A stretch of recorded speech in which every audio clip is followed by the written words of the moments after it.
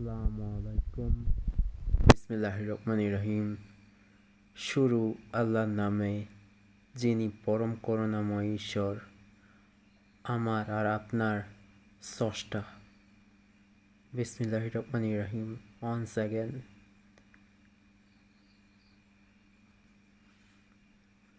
অনেক কিউরিয়াস ব্যক্তিদের মাথার মধ্যে একটা চিন্তা প্রতিনিয়তই আসে যে আমরা তো আমাদের ইচ্ছা অনুযায়ী জন্ম হয়নি, বা আমরা এই পৃথিবীতে নিজের ইচ্ছা অনুযায়ী আসিনি, তাই না? তো কেন আল্লাহ সুবহানাহু তাআলা আমাদেরকে আমাদের ইচ্ছা ছাড়া, চয়েস ছাড়া এই পৃথিবীর মধ্যে বা আর্থের মধ্যে পাঠালেন, বা আমাদের জন্ম হলো? এই কথাটার উত্তর কিছুটা এইরকমভাবে দেওয়া যায়। ধরুন, এক নৌকার মধ্যে একটা মানুষ, তাকে ওই নৌকার ড্রাইভারে নদীর বা সমুদ্রের মাঝখানে নিয়ে গিয়ে ছেড়ে দেয়। এখন সে তারপর ওই নৌকা দিয়ে নদী বা সমুদ্র কিনারায় চলে আসে, সে ডাইভ করে। সো আমাদের জন্মের আগের যে সময়গুলো থাকে, যাকে আমরা বলি রুহুর সময়, বা আমাদের রুহুর জীবন, যেরকম হলো গিয়ে আলমে আরবার মধ্যে যখন আমাদেরকে আল্লাহ সুবহানাহু তাআলা এই আমাদের মধ্যে রুহু স্থাপন করে বলেন যে লা ইলাহা ইল্লাল্লাহু মুহাম্মাদুর রাসূলুল্লাহ সাল্লাল্লাহু আলাইহি ওয়াসাল্লাম বলার জন্য, তখন আমরা এটাকে স্বীকার করি যে আল্লাহ, আপনি ছাড়া আমাদের কোনো মাবুদ নেই, আর হযরত মুহাম্মদ রাসূলুল্লাহ সাল্লাল্লাহু আলাইহি ওয়াসাল্লাম আপনার একজন নবী, আপনার বন্ধু। এটা আমরা স্বীকার করি। সেই সময় কিন্তু আমাদের জীবনে কোনো পাপ থাকে না, আমরা একদম মাসুম থাকি। তারপর ওই দুনিয়াতে, মানে সমুদ্রের মাঝখানে যখন নৌকার মাঝি বা ড্রাইভার চলে যায়, মানে আল্লাহ সুবহানাহু তাআলার রেসপন্সিবিলিটি খতম হয়ে যায়, তখনও কিন্তু আমরা বাচ্চা অবস্থায় আমরা কিন্তু একদমই ভালো থাকি। মানে আমরা মাসুম থাকি। মাসুম, এটা বোঝানোর চেষ্টা করছি। তারপর আমাদের বাবা মার ভুল শিক্ষার কারণে আমরা ভুল রাস্তায় ধাবিত হয়ে যাওয়ার পরে আমরা আমাদের ধ্বংস নিজেরাই টেনে আনি। যখন আল্লাহ সুবহানাহু তাআলা আমাকে বলবেন যে তুই জাহান্নামে কেন, তখন আমি দেখাবো আমার মা বাপকে যে তারা ভুল শিক্ষা দেওয়ার কারণে আমি আজকে জাহান্নামের মধ্যে। বুঝতে পেরেছেন? সো এখন মুসলমান হয়ে যখন আমি জন্মিয়েছি, তখন তো আমার মা বাবার শিক্ষা সলিড থাকবে, হাদিস কোরআন অনুযায়ী, তাই না? আমাদের শিক্ষা কি ভুল? না, আমাদের শিক্ষা হলো গিয়ে কোরআন অনুযায়ী। সো এখন ধরেন যে এটা কোন ধরনের মানুষদেরা এই প্রশ্নটা করে?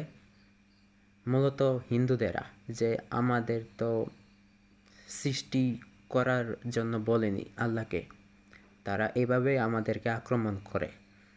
এখন আমি বলছি কি, যে মা বাবার কথা না শুনে, নিজের গুরুজনদের কথা না শুনে, নিজের থিঙ্কিং দিয়ে, নিজের ফ্রিউইল স্বাধীনতার জ্ঞান, ফ্রিউইল কনসিয়াসনেস, স্বাধীনতার জ্ঞান দিয়ে চিন্তা করে দেখেন তো, আমরা কোথা থেকে আসলাম, আমাদের এই পৃথিবীর মধ্যে আমাদের অস্তিত্বটাই কী, আর আমাদের পারপাস কী। আচ্ছা, ধরেন লাইট বা টর্চ রাত্রে দেখার জন্য তৈরি হয়েছে, এটা তার পারপাস।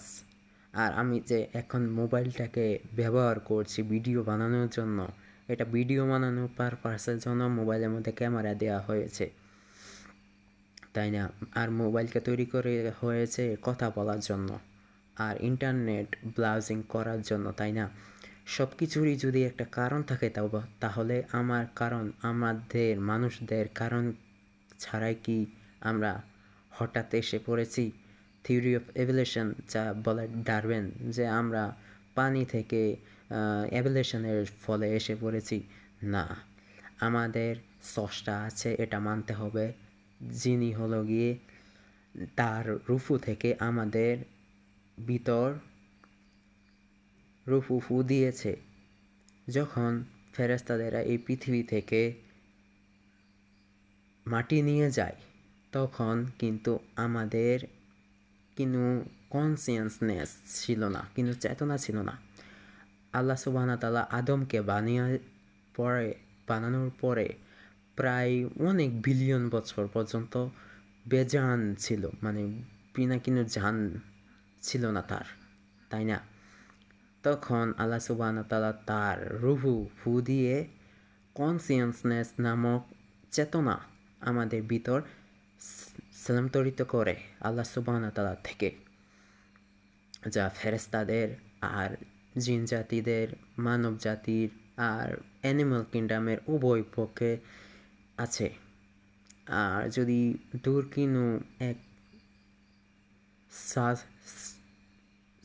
স্টার সিস্টেম বা সৌরজগতের মধ্যে আমাদের মতো অ্যাডভান্স কিনু মাখলুকাত থাকে, যাকে আমরা বলি এলিয়েন, তাদের মধ্যেও এই সেম কনসিয়াসনেস পাওয়া যাবে ইনশাআল্লাহ। সো এই কনসিয়াসনেস হলো গিয়ে আল্লাহ দেওয়া একটা,